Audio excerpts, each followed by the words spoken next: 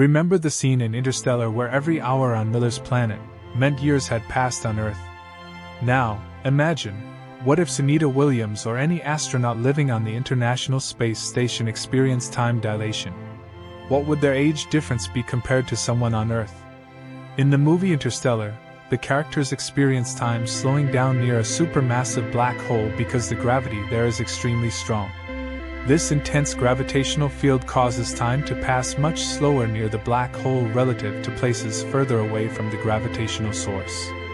The closer you are to a massive object, stronger gravity, the more time dilation occurs, meaning time moves slower compared to regions of weaker gravity, such as Earth's surface or space.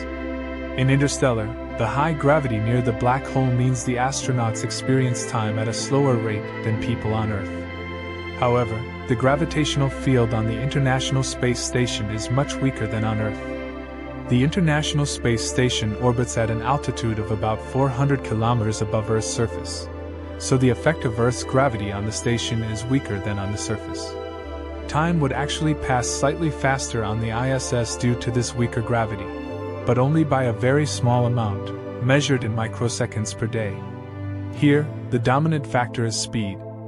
The main reason astronauts on the International Space Station age slightly slower than people on Earth is because they are traveling at a very high speed, about 28,000 kilometers per hour.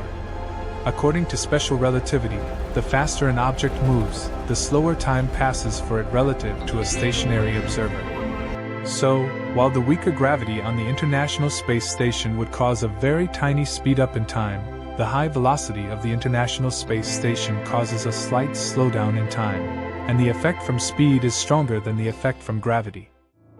So, gravitational time dilation does cause time to pass more slowly in higher gravity, but the ISS is in a weaker gravitational field than Earth, so time actually speeds up slightly due to that. The velocity of the International Space Station, moving at 28,000 kilometers per hour, causes time to pass more slowly compared to someone on Earth, because of special relativity. In practice, these effects cancel out, but the velocity effect is stronger, so astronauts on the International Space Station age a tiny bit slower than people on Earth over the course of a year. So, even though the gravitational field on the ISS is weaker than Earth's, the time dilation effect from traveling at high speeds is what causes astronauts age a little slower, not faster. Now just imagine, what is time dilation effect on person living on tallest building like Burj Khalifa versus person living on Earth's surface? Gravitational time dilation. According to general relativity, time passes slower in a stronger gravitational field. So, the closer you are to a massive object, like Earth, the more time slows down for you relative to someone farther away from the mass. In other words, someone at a higher altitude, where gravity is weaker, would experience time passing slightly faster compared to someone at sea level or on the ground, where gravity is stronger. Now, if we compare two people. Person on the ground, they're closer to Earth's center, where gravity is stronger. So, time passes slightly slower for them. Person on top of the tallest building, they're farther from Earth's center, where gravity is slightly weaker. As a result, time passes slightly faster for them. How much faster or slower? The difference in aging between the two people would be extremely tiny. For instance, a person on top of the tallest building, a few hundred meters above the ground, would experience a fraction of a second per year of time passing faster than the person on the ground. The effect is extremely small and practically unnoticeable in everyday life.